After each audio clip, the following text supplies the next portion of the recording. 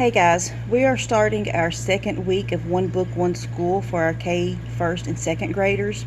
And last week we focused on two books from the Hispanic culture. This week we're going to focus on two books from the African American culture. The first book that we're going to read is Sweet Clara and the Freedom Quilt. And this is a story about a little girl who was a slave, and she was taught to be a seamstress, so she was taught to sew. And during that time, lots of slaves would create quilts that were secretly maps to tell other slaves how to get to the Underground Railroad, how to get north, to escape to freedom. And so this is a story of Clara and how she created a map on a quilt through her sewing in order to show other slaves how they could escape north and become free and not have to be slaves anymore. Okay. Before I was even 12 years old, I got sent from North Farm to Home Plantation because they needed another field hand. When I got there, I cried so much they thought I was never going to eat or drink again. I didn't want to leave my mama. I'm going back to her, I whispered every day to young Jack, who worked beside me in the fields. Well, you better start eating all you can, sweet Clara. He smiled at me, but then his smile was gone. In a low voice, he say, or else you won't make it. Young Jack helped me believe I'd get back to my mama someday. Truth was, I'd be lost before I got through the fields, them being so big and all, but I didn't give up dreaming.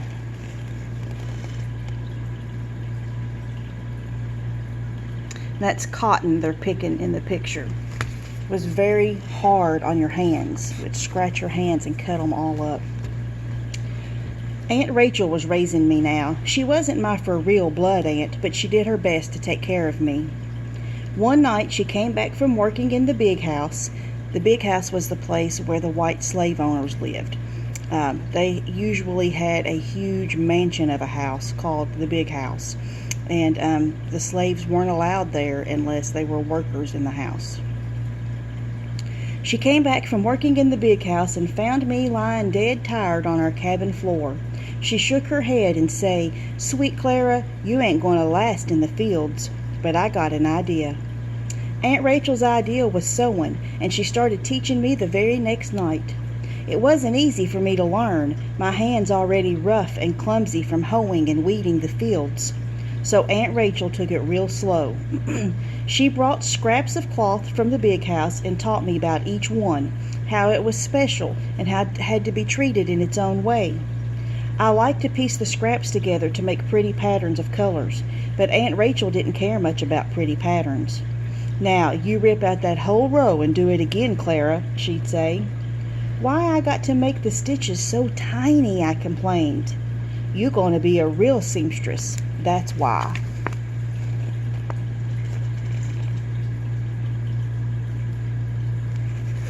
So a really good seamstress, the stitches had to be teeny, teeny, tiny when you sewed them and not big, long stitches. Tomorrow you coming with me to the big house. I got it all worked out, Aunt Rachel say one day. I was frightened. You ready to sew with me, she went on. Mrs. daughter, Ella, be getting married come spring. I told Mrs. I'd be needing help. She look at your work with sharp eyes, Clara. So do it quick and neat, like I taught you. Next morning I tried to eat some cornbread, but my insides was all knotted up. I never been inside the big house before, or seen white people that close, except the overseer. So the overseer is the slave driver. He's the person who is looking out over the slaves. He's usually not a very nice man. He is mean. He's usually mean to the slaves. Mrs. is the wife of the plantation owner, so the man who owns all the slaves. So their daughter is getting married, and they're going to hopefully let Clara come work in the house so that she can sew for Mrs.'s daughter's wedding. The morning sun was streaming into the sewing room, turning everything all sunflower yellow. Aunt Rachel give me some sheets to hem. Instead of being contrary, that needle did all I wanted, just like it was part of my hand. At the end of the day, Mrs. come in. "Let me see your work, Clara," she say. I gave her the sheet, and she ran it through her hands real slow. I held my breath, watching. "From now on, come here," she say at last. When she left, Aunt Rachel and I looked at each other about ready to burst. "We done it, girl," she cried.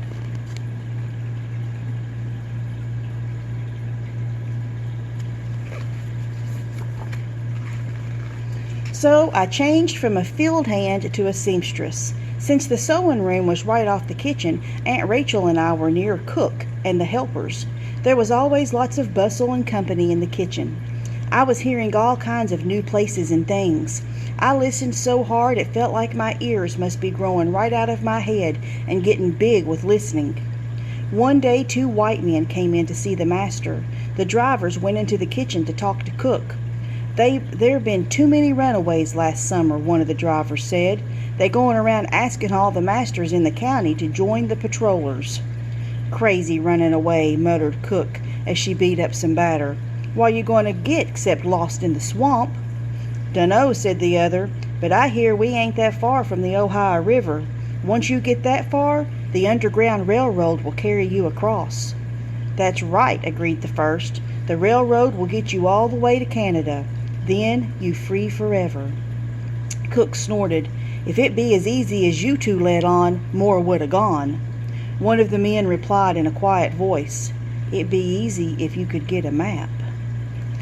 So the Underground Railroad was not actually a train. It was not actually a railroad at all.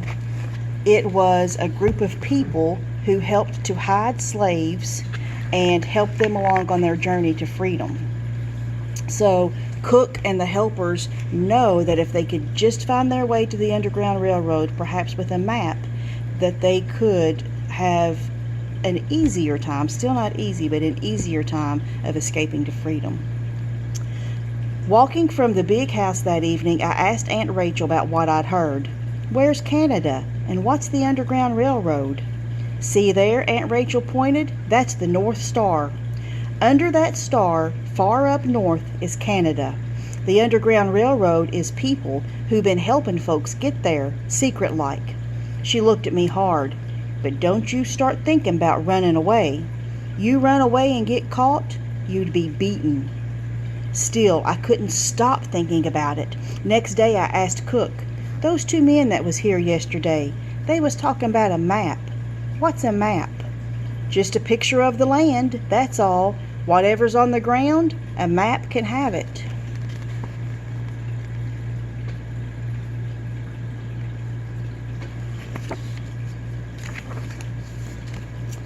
Sunday, I went to my favorite place on the little hill and looked out at the people's cabins and the fields.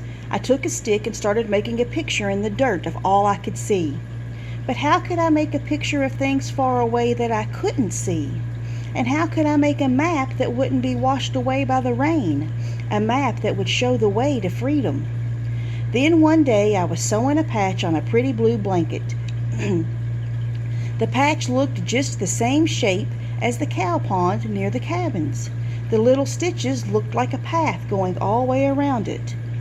Here it was, a picture that wouldn't wash away. A map.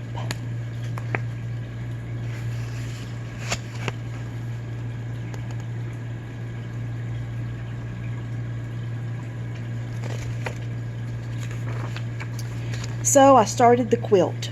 When you sewing, no matter how careful you be, little scraps of cloth always be left after you cut out a dress or a pillowcase.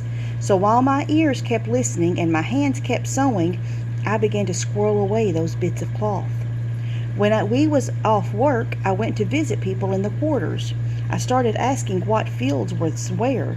Then I started piecing the scraps of cloth with the scraps of things I was learning.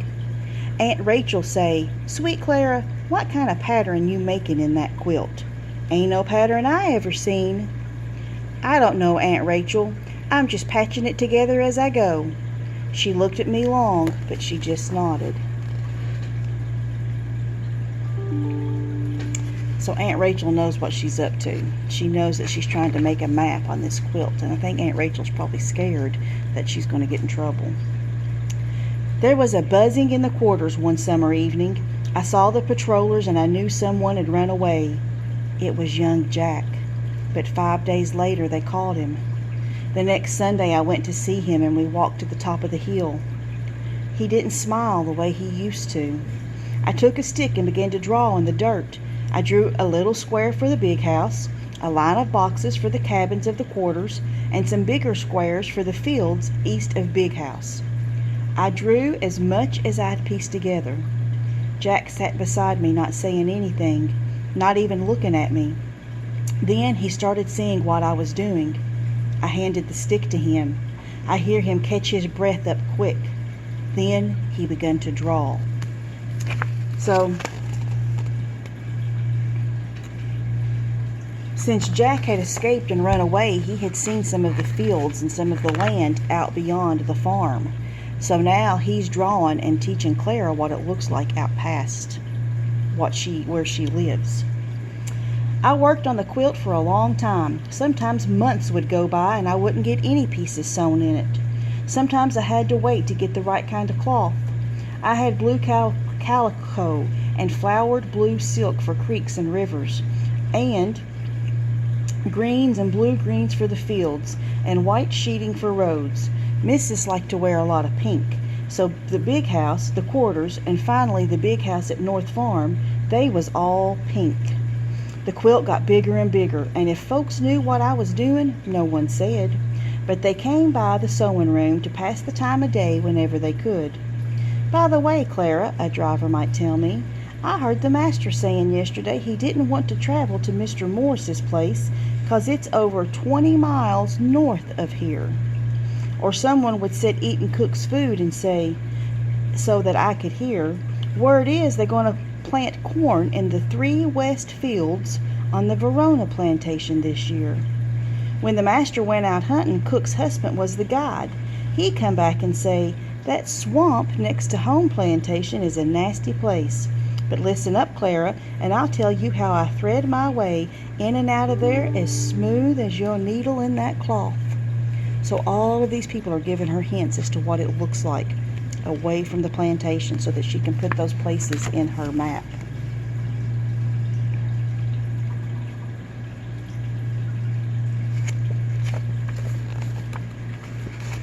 Then one night the quilt was done. I looked at it spread out in the dim light of the cabin. Aunt Rachel studied it for the longest time. She touched the stitches lightly, her fingers moving slowly over the last piece I'd added, a hidden boat that would carry us across the Ohio River. Finally, they came to rest on the bright star at the top. She tried to make her voice cheery. You always did like to make patterns and pictures, Clara. You get yourself married to young Jack one of these days, and you two will have a real nice quilt to sleep under. Aunt Rachel, I couldn't sleep under this quilt, I answered softly, putting my hand over hers. Wouldn't be restful somehow. Anyway, I think it should stay here. Maybe others can use it. Aunt Rachel sighed. But ain't you going to need that quilt where you're going?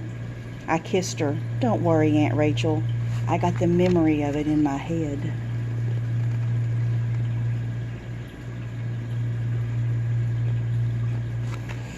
So the quilt map is done, and she's going to leave it behind when she runs away so that other slaves can use it to run to their own freedom. It rained hard for 3 days the next week. Me and Jack left home plantation in a dark thunderstorm. The day after, it was too stormy to work in the fields, so Jack wasn't missed, and Aunt Rachel told them I was sick. We went north, following the trail of the Freedom Quilt. All the things people told me about, excuse me, all the tiny stitches I took, now I could see real things. There was the old tree struck down by lightning, the winding road near the creek, the hunting path through the swamp. It was like being in a dream you already dreamed.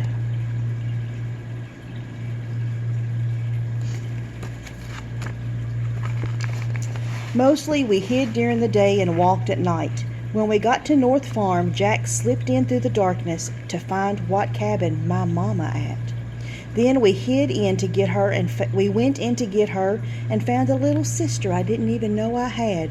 Mama was so surprised. "Sweet Clara, you growed so big." Her eyes just like I remembered, her arms strong around me. "Mama, I'm here for you. We going north. We know the way." I was afraid they wouldn't come, but then Mama say yes. Young Jack carried my sister Anna, and I held on to Mama's hand. We kept as fast as we could, skirting farms and towns and making our way through the woods. At last, one clear, dark night, we come to the Ohio River. The river was high, but I remembered the place on the quilt where I'd marked the crossing. We searched the brush along the banks until at last we found the little boat. "This was hid here by folks in the Underground Railroad," I said. The boat carried us across the dark, deep water to the other side. Shivering and hungry and scared, we stood looking ahead. "Which way now?" Jack asked me. I pointed. The North Star was shining clear above us. Up there through the woods, north to Canada.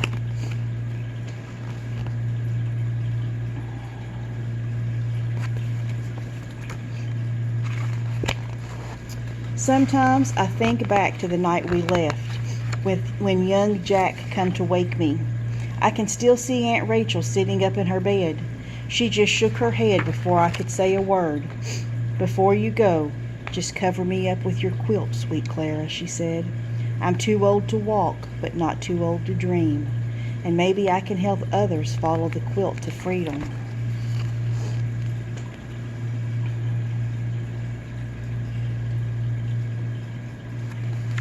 So Aunt Rachel thought she was too old to make the journey.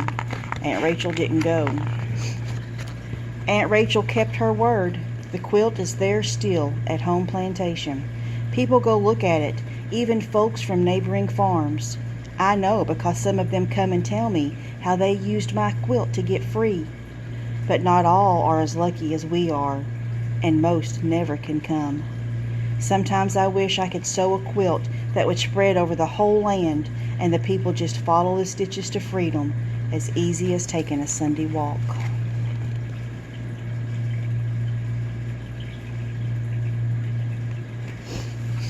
So there were actually places here in Kentucky that were part of the Underground Railroad. So if you have a chance, see if you can get your families to Google or help you Google and look up about the Underground Railroad and see if you can find what connections Kentucky had to it. The people who ran the Underground Railroad were brave people who believed in helping any human being to have a better life. They often risked their own lives, and the slaves who tried to run away many times were caught and punished for trying to escape to a better life. So see what you can find out about the Underground Railroad, and maybe let your teachers know what you've learned. I'll see you guys next time. Bye-bye.